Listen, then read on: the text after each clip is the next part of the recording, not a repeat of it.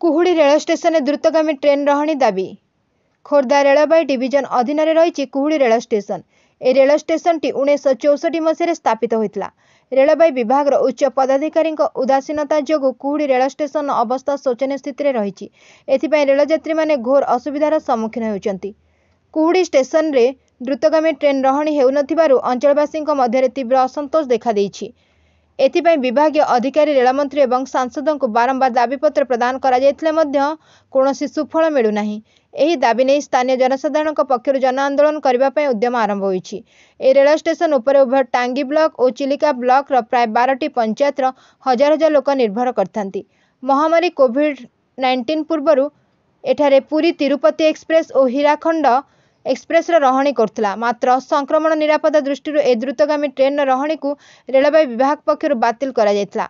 परिस्थिति स्वाभाविक हेबा परे मध्य द्रुतगामी ट्रेन रहणी एपर्यंत हेउनथिबारु साधारण असंतोष देखा जाउछि।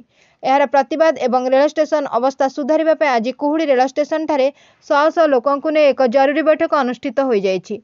पुनः हीराखंड एक्सप्रेस और तिरुपति एक्सप्रेस रहणी ता सहित Prashanti express, Junagadh express, Puri Ahmedabad express, east coast express रहणी, स्वतंत्र भाव टिकट रिजर्वेशन काउंटर, पानीय जलर व्यवस्था, आलोकीकरण, स्टेशन उन्नतीकरण एही दाबी उपस्थापन करा जायतिला।